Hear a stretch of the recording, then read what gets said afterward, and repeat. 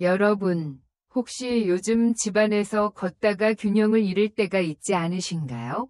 예전에는 가볍게 넘기던 발걸음이 이제는 괜히 불안하게 느껴질 때가 많을 겁니다. 특히 60세 이후가 되면 몸의 균형 감각이 예전 같지 않고 작은 실수 하나가 큰 사고로 이어질 수 있지요. 텔레비전 뉴스나 주변 이야기를 들어보면 단순히 집안에서 넘어졌을 뿐인데 몇 달 동안 병원에 계신 분들도 있고 그 후유증으로 생활이 크게 달라진 분들도 많습니다. 이런 얘기를 들으면 괜히 나도 조심해야겠다는 생각이 절로 들지 않으시나요? 사실 낙상은 단순히 넘어졌다는 사건으로 끝나지 않습니다. 그 이후에 뼈가 부러지거나 움직임이 불편해지고 다시는 예전처럼 걸을 수 없게 될 수도 있습니다. 그래서 오늘은 우리 삶에서 가장 중요한 공간, 바로 집안에서 낙상을 예방할 수 있는 방법을 함께 나눠보려고 합니다. 복잡한 의학 용어나 어려운 설명은 하지 않을 거예요. 대신 여러분이 집에서 바로 실천할 수 있는 쉽고 구체적인 안전수칙을 차근차근 이야기해드리겠습니다. 자, 그렇다면 이제 본격적으로 하나씩 살펴볼까요? 우선 제가 가장 먼저 말씀드리고 싶은 것은 바닥 환경입니다. 사실 많은 낙상 사고가 집안의 바닥 때문에 발생합니다. 우리가 자주 오가는 거실이나 부엌, 그리고 욕실의 바닥은 생각보다 많은 위험을 숨기고 있습니다. 예를 들어 보겠습니다. 혹시 거실 바닥에 작은 매트나 카펫을 깔아두신 적 있으신가요? 보기에는 따뜻하고 편안해 보이지만 이 작은 카펫이 미끄러지면서 발을 잡아끄는 경우가 굉장히 많습니다. 특히 양말을 신고 걸을 때 생각지도 못하게 카펫 모서리에 발이 걸려서 휘청거릴 수 있지요. 그래서 첫 번째 안전수칙은 바로 바닥을 단정하게 유지하는 것입니다. 집안을 둘러보시면서 불필요한 매트는 치우고 꼭 필요한 경우라면 바닥에 단단히 고정하세요. 또 전선이나 작은 물건들이 바닥에 널브러져 있지는 않은지 확인해 보셔야 합니다. 사실 TV나 전자제품을 쓰다 보면 전선이 여기저기 흩어져 있기 쉬운데 이런 전선 하나가 걸림돌이 되기도 합니다. 제가 아는 한 어르신께서는 휴대폰 충전기를 바닥에 꽂아두었다가 선이 길게 늘어져 있었는데 거기에 발이 걸려 크게 넘어지신 적이 있습니다. 별것 아닌 줄 알았던 전선이 큰 사고로 이어진 것이죠. 그 일을 겪고 난 뒤로 그분은 항상 전선을 벽 쪽으로 붙이거나 정리함을 사용해 깔끔하게 정리하시더군요. 이렇게 작은 습관 하나가 낙상을 예방하는 데 큰 도움이 됩니다. 여러분도 오늘 영상을 보신 뒤에는 집안을 한 바퀴 둘러보면서 바닥에 있는 물건들을 정리해 보시면 어떨까요? 의외로 이게 위험했구나 하고 깨닫는 부분이 많으실 거예요. 두 번째로 꼭 말씀드리고 싶은 부분은 조명입니다. 우리가 낮에는 잘 느끼지 못하지만 밤이 되면 집안 곳곳이 어둡습니다. 특히 화장실에 가거나 부엌에서 물을 마시려고 갈 때 불을 켜지 않고 그냥 어둑어둑한 상태에서 움직이다 보면 발이 어디에 걸릴지 모릅니다. 게다가 나이가 들수록 눈의 조절 능력이 떨어져서 젊을 때보다 어둠 속에서 사물을 인식하기 어려워집니다.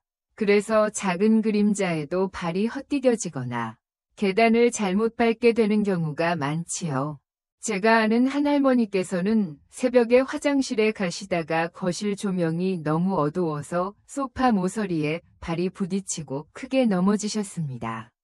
그 일을 겪고 나서 가족들이 거실과 복도에 작은 센서 등을 설치해드렸는데 그 뒤로는 훨씬 안전하게 생활하실 수 있었습니다. 이런 작은 조명 하나가 큰 차이를 만드는 것입니다. 요즘은 센서 등이나 야간등이 아주 저렴하고 설치도 간단합니다. 콘센트에 바로 꽂아두기만 해도 되고 자동으로 불이 켜지니 손으로 스위치를 찾을 필요도 없지요.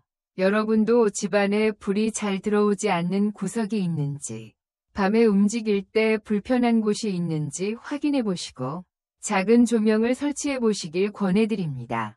세 번째로 제가 꼭 강조하고 싶은 부분은 욕실 안전입니다. 사실 욕실은 집안에서 가장 미끄럽고 위험한 공간입니다. 바닥에 물기가 조금만 있어도 쉽게 미끄러질 수 있고, 또 욕조나 세면대, 모서리에 부딪히면 큰 부상을 입을 수 있지요. 그런데도 많은 분들이 욕실에는 크게 신경을 쓰지 않습니다. 그냥 늘 쓰던 대로 쓰니까 괜찮겠지 하고 넘어가지만 사실 사고의 상당수가 바로 이 욕실에서 발생합니다. 욕실 안전을 지키는 가장 좋은 방법 중 하나는 미끄럼 방지 매트를 깔아두는 것입니다. 바닥에 고정되는 형태의 매트를 사용하면 훨씬 안전하게 움직일 수 있지요. 그리고 샤워를 마친 뒤에는 바로 바닥을 닦아주는 습관도 필요합니다. 물기가 오래 남아있으면 그만큼 위험이 커지기 때문입니다. 또 가능하다면 욕실 벽에 손잡이를 설치하는 것도 좋습니다. 일어설 때나 앉을 때 손잡이를 잡고 움직이면 훨씬 안정감이 있지요. 제가 예전에 만난 한 어르신은 욕실에 손잡이를 설치한 후로 이제는 마음이 편하다고 하셨습니다. 전에는 샤워할 때마다 혹시 넘어지지 않을까 하는 불안이 늘 있었는데 손잡이가 있으니 몸을 지탱할 수 있어서 훨씬 안심이 된다는 겁니다. 이처럼 작은 변화 하나가 우리의 생활을 훨씬 더 안전하고 편안하게 만들어줍니다.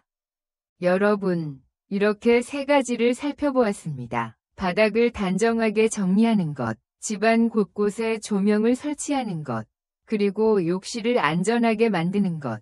이 3가지는 모두 우리 집안에서 쉽게 실천할 수 있는 방법입니다. 어쩌면 당장 오늘부터도 시작할 수 있을 만큼 간단하지만 효과는 정말 크지요. 지금까지 이야기를 들으시면서 나도 이건 꼭 해야겠다 하고 마음속에 하나쯤은 정해두셨을 거라 생각합니다. 그렇게 작은 변화를 만들어 나가는 것이 바로 안전을 지키는 첫걸음입니다. 그리고 이 작은 걸음들이 모여서 우리의 삶 전체를 지켜주는 큰 힘이 되는 것이지요. 이제 우리는 집안에서의 안전을 조금 더 깊게 살펴볼 차례입니다. 방금 이야기한 기본적인 부분을 바탕으로 다음에는 또 다른 중요한 생활 공간에서 우리가 어떻게 하면 더 안전하게 지낼 수 있는지를 함께 나눠보겠습니다.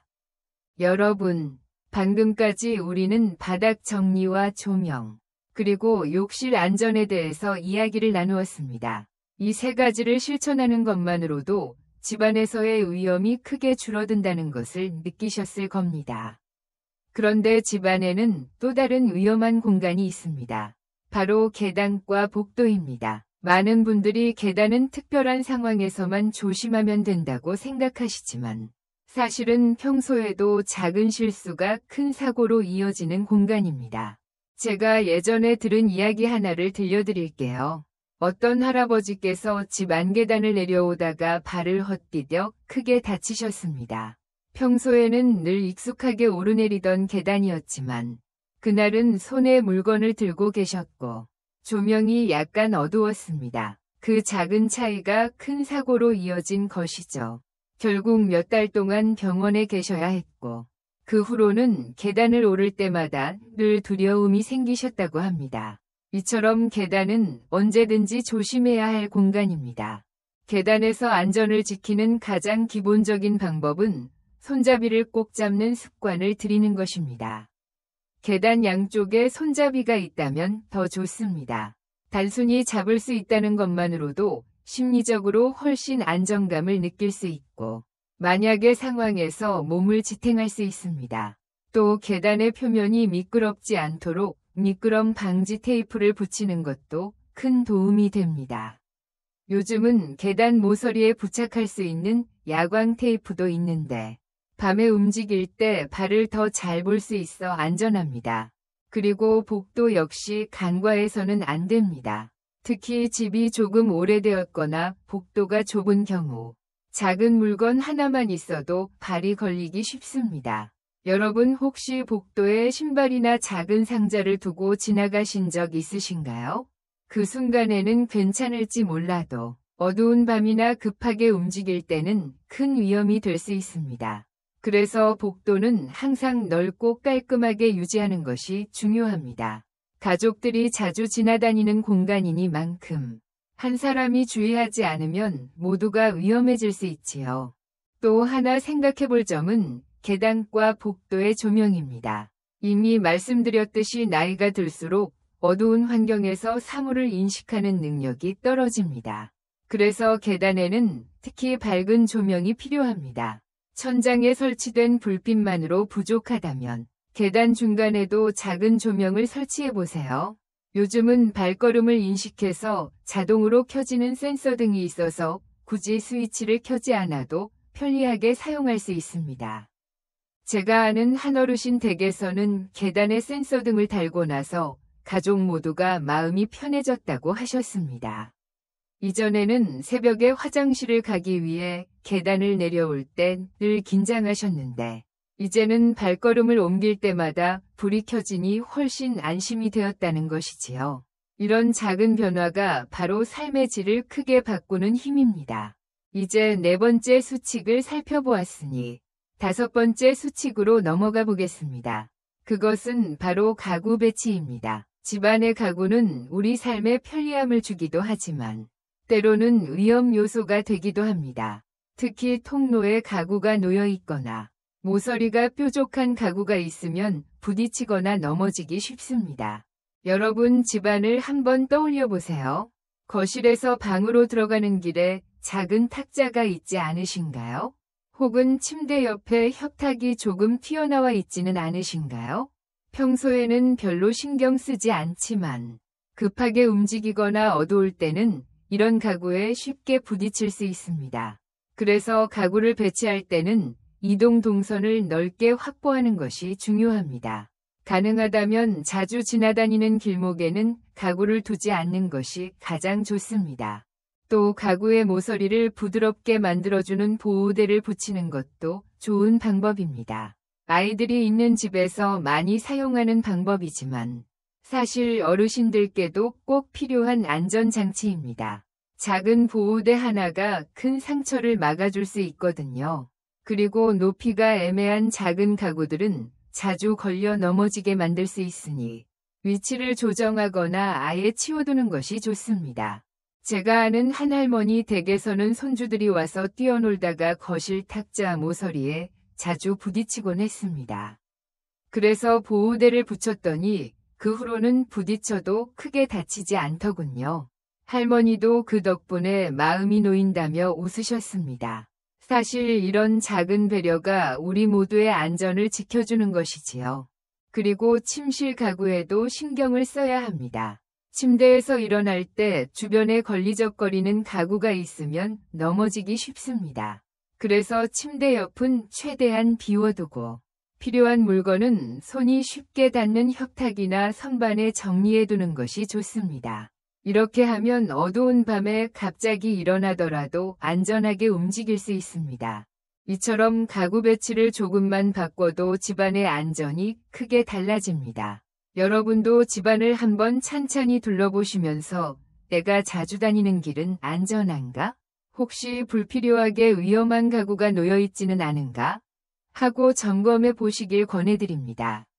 이제 우리는 계단과 복도의 안전, 그리고 가구 배치의 중요성에 대해 이야기했습니다. 이 두 가지는 평소에 크게 신경 쓰지 않지만 사실 낙상 사고의 중요한 원인입니다. 조금만 주의를 기울이면 충분히 예방할 수 있다는 점에서 꼭 실천해 보시기를 바랍니다. 여러분, 지금까지 5가지 수칙 중 5번째까지 함께 살펴보았습니다.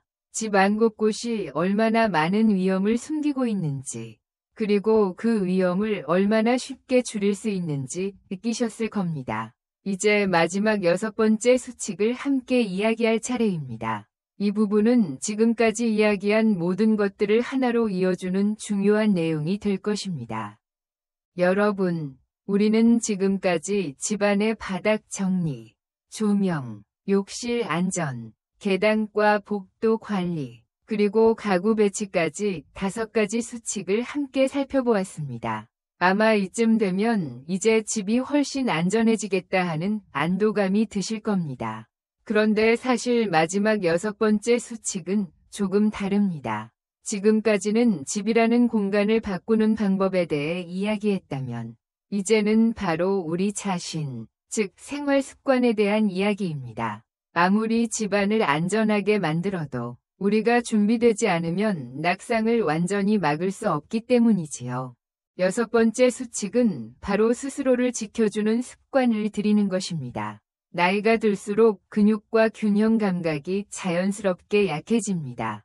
그래서 예전에는 아무렇지 않게 해내던 동작이 이제는 버거워지고 작은 발걸음에도 흔들리게 됩니다. 그런데 이걸 그냥 나이 탓이라고만 여기고 아무것도 하지 않으면 위험은 점점 커질 수밖에 없습니다. 그래서 우리 스스로 몸을 지켜줄 수 있는 힘을 키워야 합니다. 먼저 말씀드리고 싶은 것은 가벼운 운동입니다. 무거운 아령을 들거나 마라톤을 하라는 이야기가 아닙니다. 단순히 하루에 몇 분이라도 몸을 움직여주는 것이 중요합니다. 예를 들어 거실에서 가볍게 스트레칭을 하거나 아침에 집 근처를 천천히 산책하는 것만으로도 큰 도움이 됩니다. 다리에 힘이 생기고 균형 감각이 좋아지니 혹시라도 발이 헛디뎌질 때 몸을 바로잡는 힘이 생기게 됩니다. 제가 아는 한 할아버지께서는 매일 아침 마당에서 간단한 체조를 하시는데 그 덕분에 같은 또래분들보다 훨씬 안정감 있게 걸으시더군요. 운동을 하니까 몸이 내 편이 되어주는 것 같다 라는 말씀을 하실 때 참 인상 깊었습니다. 2번째로 중요한 것은 보조도구를 적극적으로 활용하는 것입니다. 많은 분들이 지팡이나 보행기를 사용하는 걸 마치 약해진 증거처럼 생각하시곤 합니다. 하지만 사실은 그 반대입니다. 스스로를 지켜내기 위한 현명한 선택이지요. 지팡이를 사용하면 걸을 때 균형을 더 쉽게 잡을 수 있고 미끄러운 길에서도 한결 안심이 됩니다. 또 집안에서는 미끄럼 방지 양말이나 실내화를 신는 것도 큰 도움이 됩니다. 맨발이나 일반 양말보다는 훨씬 안전하지요. 제가 아는 한 할머니는 처음에는 지팡이를 쓰는 걸 부끄러워하셨습니다. 나는 아직 젊은데 왜 지팡이를 써야 하나 하고 꺼리셨지요. 그런데 한번 넘어지고 난 후에는 생각이 완전히 바뀌셨습니다. 그 후로는 늘 지팡이를 사용하시면서 이제는 어디를 가든 마음이 편하다고 하셨습니다. 이처럼 보조도구는 우리의 자유를 빼앗는 것이 아니라 오히려 더 안전하게 생활할 수 있게 도와주는 든든한 친구입니다. 3번째로 말씀드리고 싶은 습관은 늘 주의를 기울이는 것입니다. 사실 낙상은 순간의 방심 때문에 일어나는 경우가 많습니다.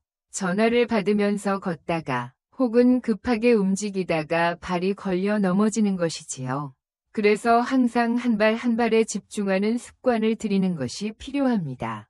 특히 계단을 오르내릴 때나 욕실에 들어갈 때는 지금 내가 어디를 딛고 있는가를 의식하는 것만으로도 큰 차이가 납니다.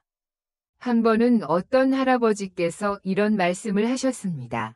예전에는 걸을 때 그냥 생각 없이 걸었는데 이제는 발걸음 하나하나에 마음을 둔다.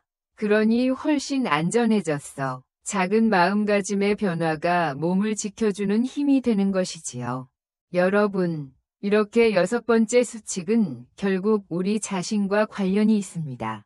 매일 조금씩 몸을 움직이고 필요한 보조도구를 주저하지 않고 사용하며 늘 주의를 기울이는 습관. 이 3가지가 합쳐져서 우리가 넘어지지 않고 안전하게 살아갈 수 있는 토대가 되는 것입니다. 지금까지 6가지 수칙을 모두 함께 살펴보았습니다. 바닥 정리, 조명 설치, 욕실 안전, 계단과 복도 관리, 가구 배치, 그리고 마지막으로 스스로를 지켜주는 습관까지. 여러분이 오늘 들으신 이야기를 마음에 새기고 생활 속에서 하나씩 실천해 나가신다면 분명히 집안은 훨씬 더 안전해질 것입니다. 사실 안전은 거창한 것이 아닙니다. 작은 변화, 작은 습관 하나가 우리의 삶을 완전히 바꿀 수 있습니다. 오늘 당장 전선 하나를 정리하고 작은 조명을 하나 설치하는 것만으로도 우리는 큰 사고를 예방할 수 있습니다. 그리고 그것이 바로 여러분과 가족 모두의 행복을 지켜주는 길이지요. 마지막으로 꼭 드리고 싶은 말씀이 있습니다. 여러분, 나이가 든다는 것은 결코 약해진다는 뜻이 아닙니다. 오히려 지금까지 살아온 지혜와 경험이 쌓였다는 뜻입니다. 그 지혜를 바탕으로 조금 더 안전하고 건강하게 살아간다면 앞으로의 삶은 더 즐겁고 풍요로울 것입니다. 혹시 여러분도 집안에서 실천하고 계신 안전수칙이 있으신가요? 아니면 오늘 이야기를 들으시면서 나도 이건 꼭 해봐야겠다 하고 결심한 것이 있으신가요? 댓글로 남겨주시면 다른 분들과도 나눌 수 있고 서로에게 큰 도움이 될 것입니다. 이 영상이 도움이 되셨다면 좋아요를 눌러주시고 앞으로도 건강하고 안전한 생활을 함께 만들어가고 싶으시다면 구독 버튼도 눌러주세요. 여러분의 작은 응원이 저에게 큰 힘이 됩니다. 끝으로 여러분께 이런 말씀을 드리고 싶습니다. 작은 변화가 큰 차이를 만든다. 오늘부터 실천하는 작은 습관들이 여러분의 건강과 행복을 지켜줄 것입니다. 그러니 늘 안전하고 늘 웃음을 잃지 않는 하루하루가 되시길 바랍니다. 여러분, 함께라서 감사합니다. 다음에 또 뵙겠습니다.